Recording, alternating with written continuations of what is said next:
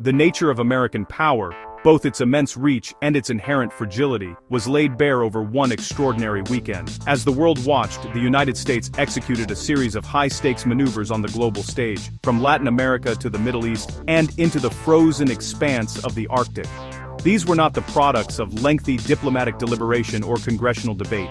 They were swift, decisive actions emanating from a small circle of decision-makers at the apex of the executive branch.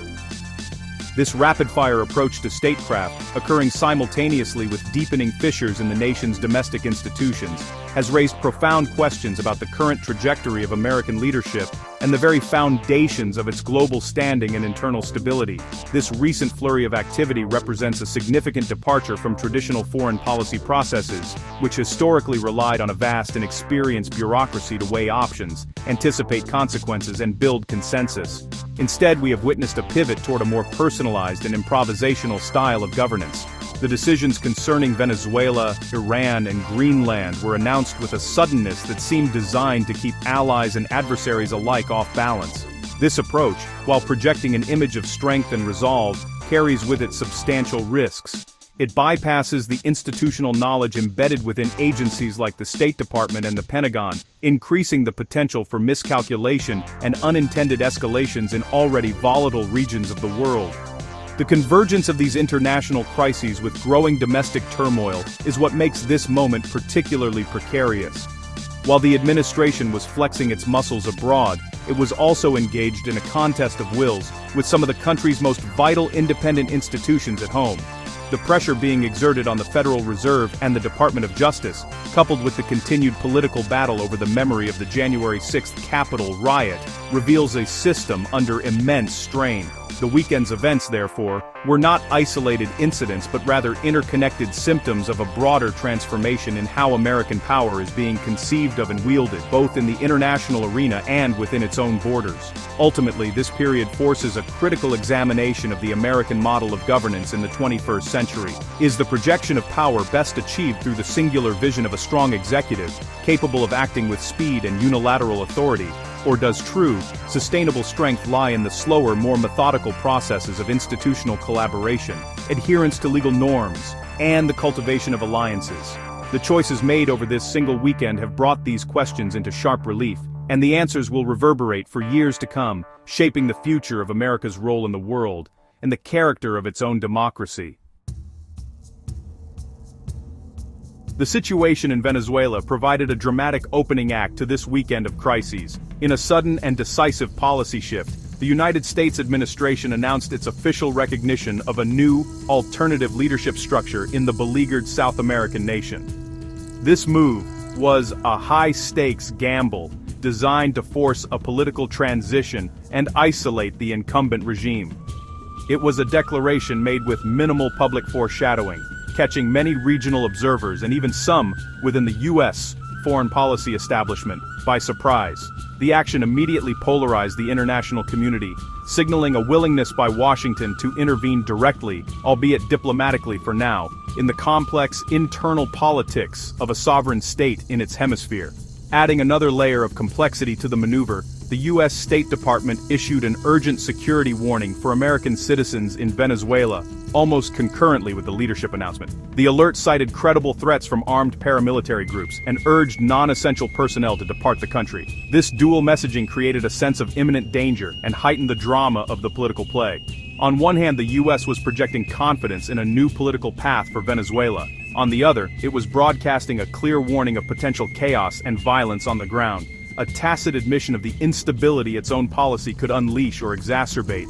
The economic dimension of the crisis was brought into sharp focus through another set of parallel actions, while diplomats were managing the political fallout. Senior U.S. officials were reportedly engaged in quiet but significant meetings with top executives from major American energy companies. The discussions centered on the future of Venezuela's vast oil sector, which has been crippled by years of mismanagement and sanctions. The president's own public comments, suggesting he held the power to either grant or deny these companies access to Venezuela's reserves, underscored the powerful economic leverage being brought to bear. This raised immediate questions about the motivations behind the policy, with critics suggesting that oil interests were a primary driver. This confluence of political recognition, security alerts, and high-level corporate discussions paints a picture of a multifaceted but highly centralized strategy. The decisions did not appear to be the result of a broad interagency consensus, but rather a top-down directive aimed at achieving a swift and decisive outcome. The Venezuelan gambit was a clear demonstration of the administration's willingness to blend diplomatic pressure with security threats and powerful economic incentives. It was a bold and risky move, one that bypassed traditional channels and placed the full weight of U.S. credibility behind a single, preferred outcome in a deeply divided country. As tensions simmered in Latin America, another crisis was reaching a boiling point halfway across the world in Iran. Widespread protests, initially sparked by severe economic hardship, had spread across the country and evolved into a direct challenge against the ruling theocracy. The Iranian government responded with its typical playbook of brutal force, leading to internet blackouts, mass arrests, and tragic civilian deaths. It was against this volatile backdrop that the United States chose to intervene rhetorically, transforming a domestic Iranian struggle into a new flashpoint for international confrontation. The American president issued a stark and unambiguous warning to Tehran: if the killing of protesters continued, military action could be considered a viable option. This threat of force marked a significant escalation. It was not a carefully worded diplomatic statement from the State Department, but a direct public threat from the commander-in-chief, with reports circulating that the president was actively leaning towards striking Iran. To add economic muscle to the military threat, the administration also declared that any nation continuing to do business with Iran would face a punitive 25% tariff on their exports to the United States. This created an immediate and stark choice for America's trading partners, particularly in Europe and Asia, effectively demanding they align with Washington's hardline stance or face severe economic consequences, further straining already tense alliances. Many foreign policy experts and seasoned diplomats reacted with alarm to this saber-rattling. They warned that such overt threats of American military intervention could be counterproductive, potentially backfiring in several ways. The most immediate risk was that the Iranian regime could use the American threat to rally nationalist sentiment, rebranding the organic, homegrown protests as a foreign-backed plot. This would allow them to justify an even harsher crackdown on their own citizens under the guise of defending national sovereignty. The threat risked transforming a popular uprising against the regime into a patriotic defense against an external enemy, a dynamic the clerics in Tehran are masters at exploiting. The handling of the Iran crisis showcased the same pattern of centralized, top-down decision-making seen in the Venezuela situation. The policy seemed to be driven more by a desire to project strength and confront a long-standing adversary than by a nuanced understanding of the delicate social dynamics at play within Iran. Instead of offering quiet support for the protesters' demands for freedom and economic dignity, the U.S. placed itself at the center of the narrative with loud and aggressive threats. This approach, favored by a small circle of advisors, risked hijacking the Iranian people's movement and turning their struggle into a proxy battleground, with potentially devastating consequences for the very people it claimed to support. In a move that bewildered allies and geopolitical analysts alike, the weekend's whirlwind of policy announcements also included a renewed and assertive focus on Greenland. The president made public statements indicating that the United States was intent on doing something about the vast, autonomous Danish territory. The phrasing was deliberately ambiguous but carried an undercurrent of coercion, with the president suggesting it could happen either the nice way or the more difficult way. This revival of interest in acquiring Greenland, an idea previously dismissed as a fleeting fantasy, was now being presented as a serious strategic objective, linked directly to growing competition with Russia and China for influence and resources in the rapidly opening Arctic region. The strategic rationale, as articulated by the administration, centers on the Arctic's increasing importance. As polar ice melts, new shipping lanes are opening up and access to vast reserves of minerals and fossil fuels becomes more feasible. Both Russia and China have been aggressively expanding their military and economic footprints in the region, and from a purely strategic standpoint, Greenland's location makes it a piece of invaluable real estate. It serves as a critical outpost for monitoring activity in the North Atlantic and the Arctic Ocean. The administration's view is that securing a more permanent and controlling U.S. presence there is a national security imperative to counter its great power rivals. However, the unilateral and undiplomatic nature of the pronouncement caused immediate friction with one of America's oldest allies. Denmark, which retains control over Greenland's foreign policy and defense, was blindsided and quickly rejected the notion outright. Danish officials expressed astonishment that such a proposal would be floated so publicly, viewing it as a disregard for both their nation's sovereignty and the long-standing cooperative relationship within the NATO alliance. For allies, this episode was another troubling sign that the United States was willing to prioritize its own perceived strategic interests above alliance cohesion and diplomatic protocol, treating sovereign partners as obstacles to be overcome rather than as collaborators. The Greenland affair, much like the moves on Venezuela and Iran, was a product of a highly personalized and transactional approach to foreign policy. It appeared to be an idea conceived and pushed forward by the president and a few key advisors, with little consultation with the diplomatic corps or, crucially, with the government of Denmark. The focus on a hard-nosed real estate-style transaction, the nice way or the more difficult way, ignored the complexities of international law, the history of alliances, and the principle of self-determination for the people of Greenland. It was a stark example of a power play that valued immediate strategic advantage over the long-term trust-based relationships that have historically been the bedrock of U.S. foreign policy. While the world's attention was fixed on the dramatic foreign policy maneuvers, an equally significant drama was unfolding within the United States, testing the resilience of its core democratic institutions. The same philosophy of centralized executive power that drove the actions in Venezuela and Iran was being applied at home, creating unprecedented friction between the White House and traditionally independent bodies of government. This domestic pressure campaign, aimed at bringing key agencies to heel, represents a fundamental challenge to the system of checks and balances that was designed to prevent the overconcentration of power in any single branch of government. The events of the weekend were not just about projecting power outward, but also about consolidating it inward. This pattern of drawing independent institutions into the political arena is not entirely new, but, its intensity has reached a critical point. The Federal Reserve, responsible for managing the nation's monetary policy, and the Department of Justice, tasked with the impartial application of the law, have found themselves at the center of this storm. Actions and statements from the executive branch have been widely interpreted by critics as attempts to compromise their autonomy and bend their decisions toward political ends. This erosion of institutional independence is a slow-burning crisis that, while less spectacular than a foreign military threat, may pose a more enduring danger to the long-term health and stability of the American Republic.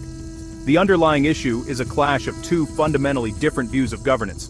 The traditional view holds that certain institutions must remain insulated from partisan politics to function effectively. An independent central bank is essential for maintaining economic stability and investor confidence, while an impartial justice system is the bedrock of the rule of law. The opposing view, which appears to be gaining ascendancy, sees these institutions as part of the administrative apparatus that should be responsive to the will of the elected executive. From this perspective, independence is seen as an obstacle to implementing the president's agenda, and pressure is a legitimate tool to ensure alignment. This internal struggle has profound implications.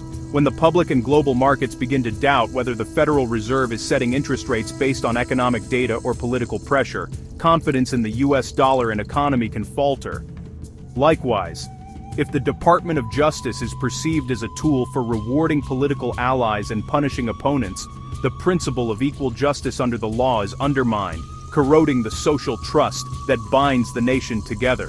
The crises abroad were loud and immediate, but the institutional siege at home is a quieter, more insidious challenge to the very structure of American democracy.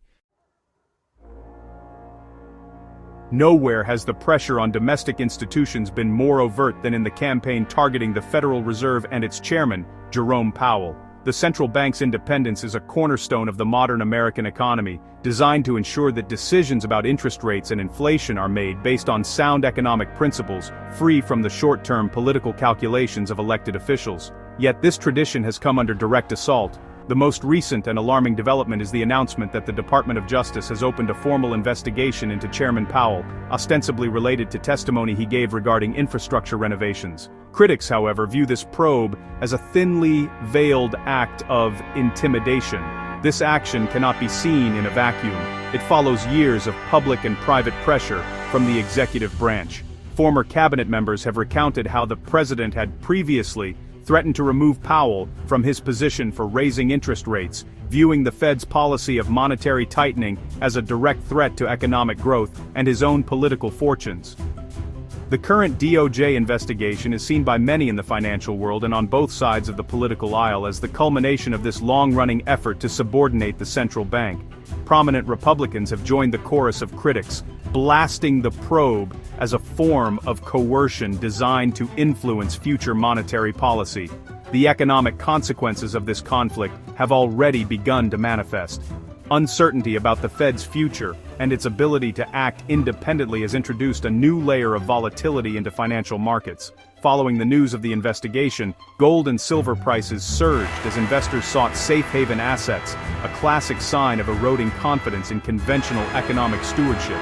Stocks have also reacted nervously to other forms of executive intervention in the economy, such as the president's sudden proposal to cap credit card interest rates. This instability demonstrates how the politicization of economic institutions can have tangible, real-world costs for businesses and ordinary citizens alike. In the face of these challenges, Chairman Powell has publicly vowed to stand firm against what he has characterized as political and legal threats, reaffirming the central bank's steadfast commitment to its independence. His defiance sets the stage for a protracted institutional struggle between the White House and the Federal Reserve.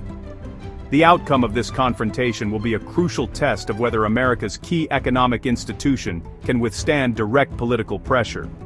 A compromised Fed could lead to disastrous economic outcomes, from runaway inflation to a loss of the US dollar's status as the world's reserve currency, making this domestic power play as consequential as any foreign policy venture.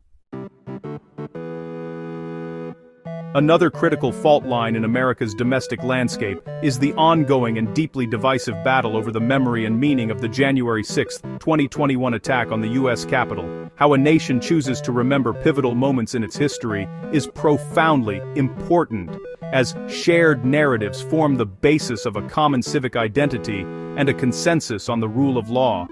However, in the years since the event, a concerted effort has emerged from the administration and its allies to reframe the riot.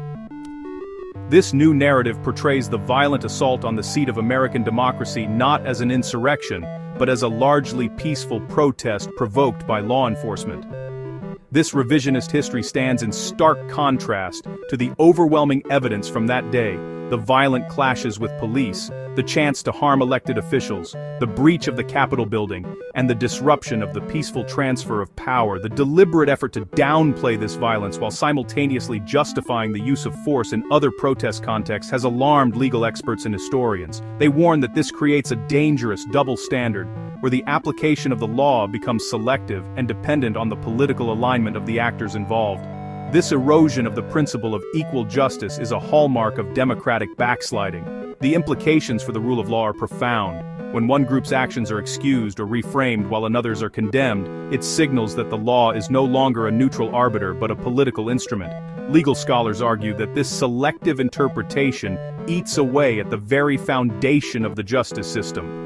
If the public comes to believe that accountability is determined by political affiliation rather than by evidence and legal statute, faith in the entire system collapses. The competing narratives of January 6th are therefore not just a political debate, they are a struggle over whether the United States will continue to be a nation governed by laws or by men.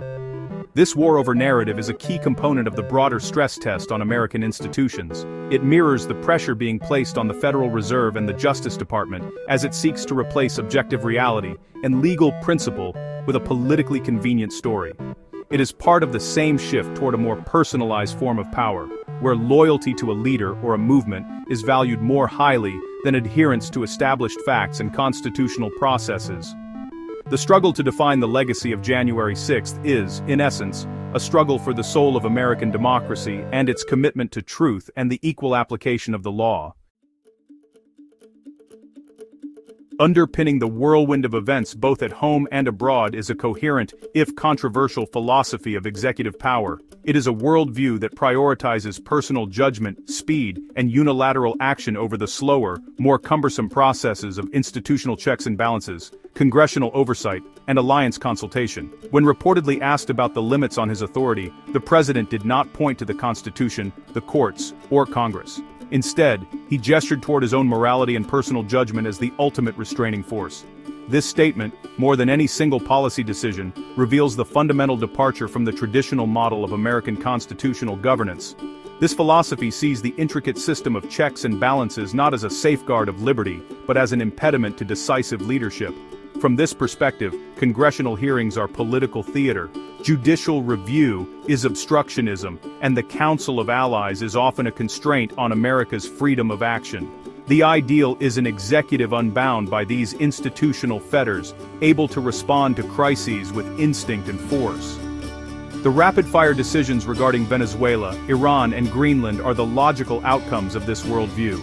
They were executed with a swiftness that would have been impossible had they been subjected to the normal, deliberative process of the U.S. government. The application of this philosophy extends deeply into the domestic sphere as well. The pressure on the Federal Reserve is rooted in the belief that the nation's economy should be managed in alignment with the president's political goals, not by the arcane models of independent economists. The reframing of January 6th is consistent with a belief that the narrative should serve the political movement, regardless of objective facts.